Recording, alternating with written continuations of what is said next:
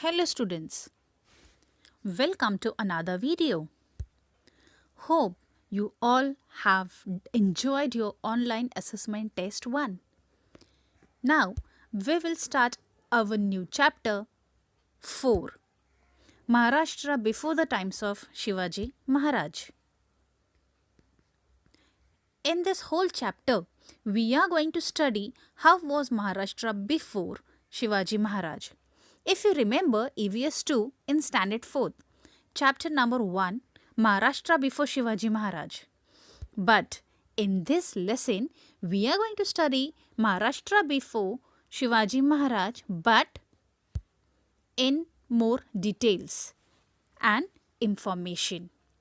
How system was at that period and they were living and all things we are going to study in this chapter. At the beginning of the 17th century CE, most of the territory in Maharashtra was under the control of Nizam Shah of Ahmednagar and Adil Shah of Bijapur. The Mughals had entered Khandesh. Their objectives was to expand their powers in the south. There were settlements of Siddhi people who had come from Africa along the coastline of Konkan.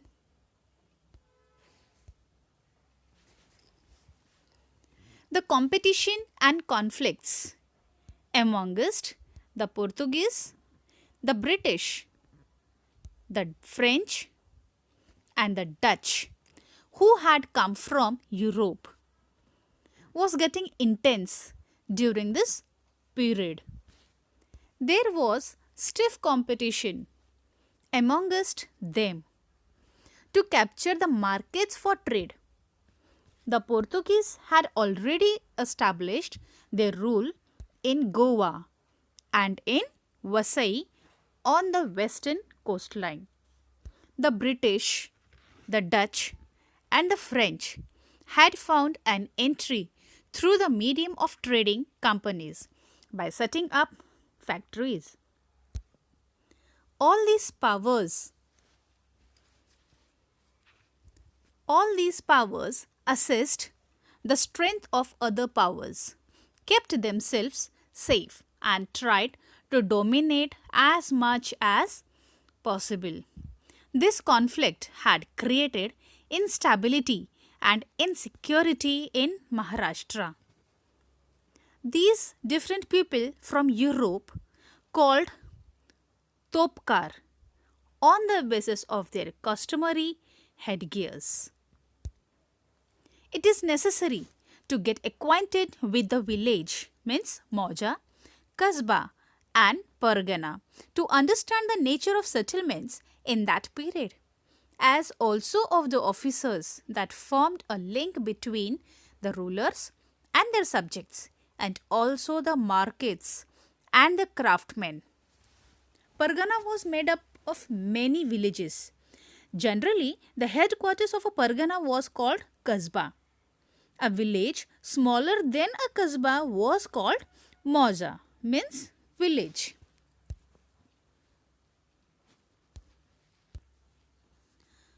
Village. Most of the people lived in villages. A village was also called Moza. The chief of the village was the Patil. He used to try to bring maximum land under cultivation. When there was any dispute in the village, the Patil resolved it and made peace. A Kulkarni helped the Patil in his work. The Kulkarni kept a record of the revenue that was collected. There were various artisans in the village. They had heredity rights regarding their occupation. The peasants gave a share of their agricultural produce to the artisans for the service they rendered to the village community. This share was known as Baluta.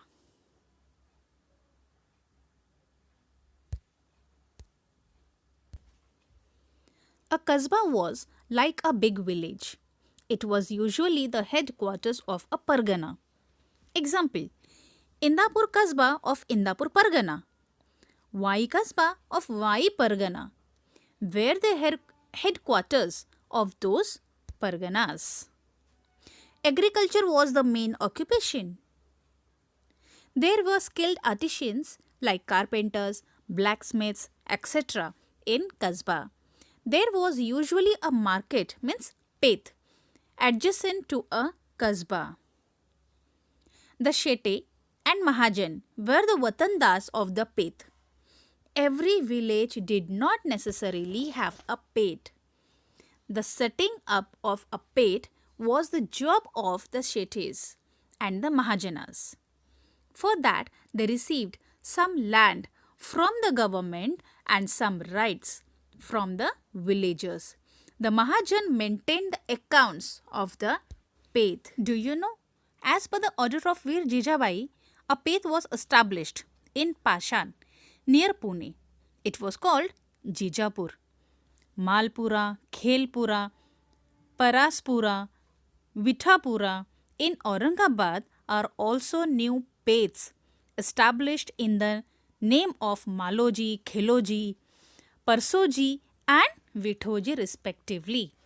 Shivapur, adjacent to Khed, was a peth establishment in the name of Shivaji Maharaj. Let's learn some new words. The words Budruk and Kurd are used to show that the two villages are different. The original town is Budruk and the new one is Kurd. For example, Vadgaon Budruk and Vadgaon Kurd. Pargana. Many villages together made a pargana, but the number of villages was not the same in all parganas. For example, the Pune Pargana was Big Pargana. It consisted of 290 villages. There were 64 villages in the Chakan Pargana. The Shirwal Pargana was small.